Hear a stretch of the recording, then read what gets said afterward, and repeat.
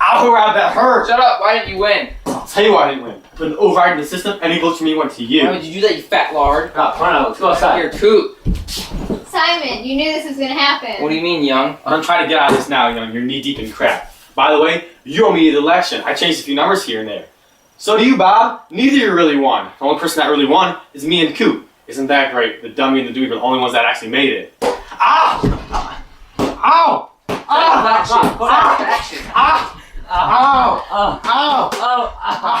Why? In class by Gail Giles, Rob Haynes is a new student at Beeville High School. He goes to extreme lengths with his buddies to make Simon Glass popular. It seems like a good idea at first, but it ends in a risky situation.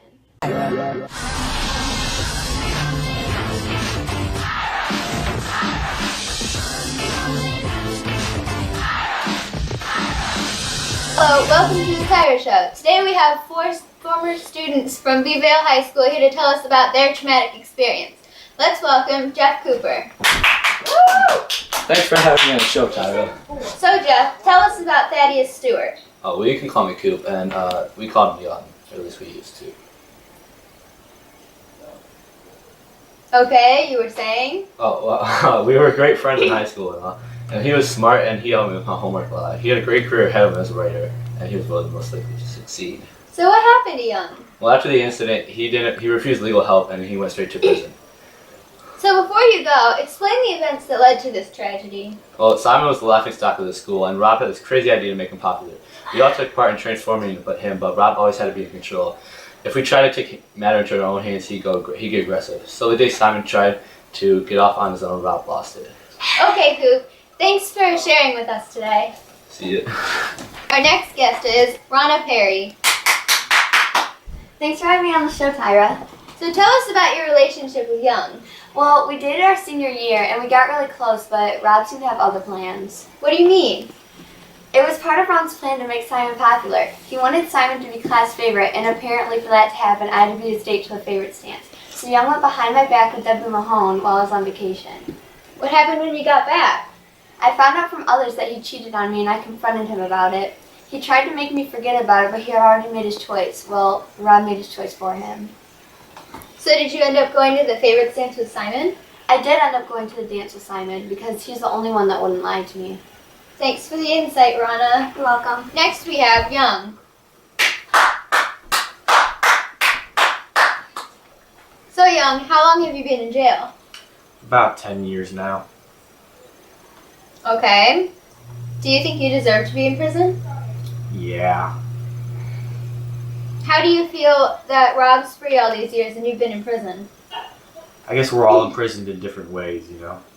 How would you feel if you had to see Rob again? I wouldn't mind. I want him to know that what he did was wrong, and running away isn't going to solve anything. Thanks for sharing. Bye. And our final guest for tonight is Rob Haynes. Woo! Hey, Tyra. So why do you think you're here today? I'm not sure. We're here to discuss the incident at your former high school. I prefer not to talk about it. This is a talk show, Okay. so talk. I'll tell you what really happened that night.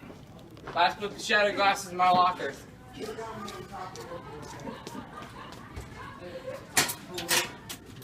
I got some pieces of this. Hey man, what you got there? Hey, what I got, now yours. These last shattering glass, look, get 'em.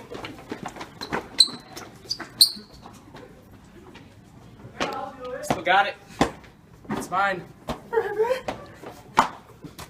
Take 5 minutes so you can short time out. Oh, sorry, Dan. Yeah, it's your bad boy. Go in the corner. Okay, should I be right here? Can you see me good? It's all good? Okay. Hello, Yeah. world. How long do I wait till like I? Well, you fat lord, what you doing?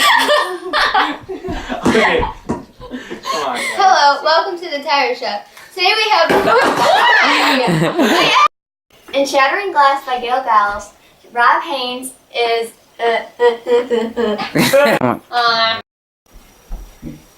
Okay, we started. You guys laughing. There was like, eh. No, actually I didn't. Oh, shut up! Get out of here!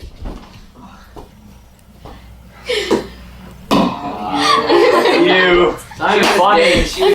Hello, welcome to the Tire Show. Today we have 4 sports... disturbing attack at school caught on tape. A boy beaten unconscious as other students stand by and watch. It makes you sick to your stomach, really. This is 13-year-old Austin McDaniel, the 8th grader you see here getting pounded in this video taken at Benjamin Rush Middle School.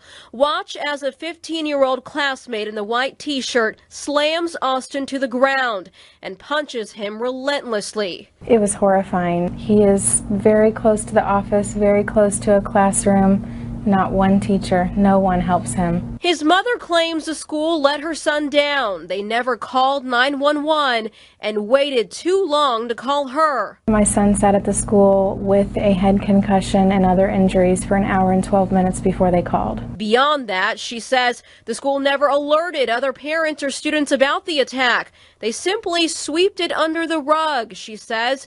And 11 days later, Right here. Austin's friend Logan got beat up too. He thinks it was a retaliation. You have to watch your back and make sure nobody's gonna attack you. Their parents say it shouldn't have to be that way, so now they're suing the school in hopes officials will do a better job at stopping bullying. This is a complete lack of supervision. It's a complete lack of watching what's going on in front of you. It's just every parent's worst nightmare. A nightmare no one should have to go through. You go to bed every night seeing that video in your head, and you wake up every morning watching that video in your head. You just feel like nobody looks out for you or anything.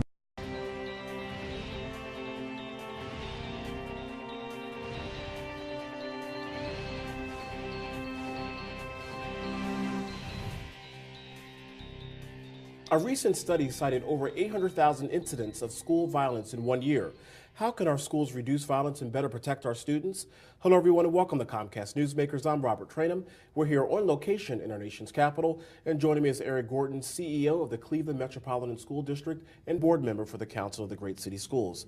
Welcome to the program. Thank you. So we hear this over and over and over again about how we need to better protect our kids in schools. Why is this such a pressing issue, and why do we continue to have this conversation? Well, you know, schools are still one of the safest places in our country. It is, really? Absolutely, but it doesn't mean that we're immune to all the things that we see in the country. And so it's really important that we not only help our young people develop skills that prevent these kinds of issues from happening, but that we also think about proactive strategies to make sure that our kids are safe and in supportive environments. And so what is the solution? Why can't we figure out what the answer is? We know what the question is. Why can't we find the answer? We actually know that nothing can absolutely prevent every kind of issue, but we also know there's a great deal that can be done, and in Cleveland we're focusing on what we call the conditions for learning. We actually explicitly teach our kids social and emotional learning skills that help them to find proactive ways to solve problems and challenges when they occur, instead of resulting to more reactive kinds of responses that create violence.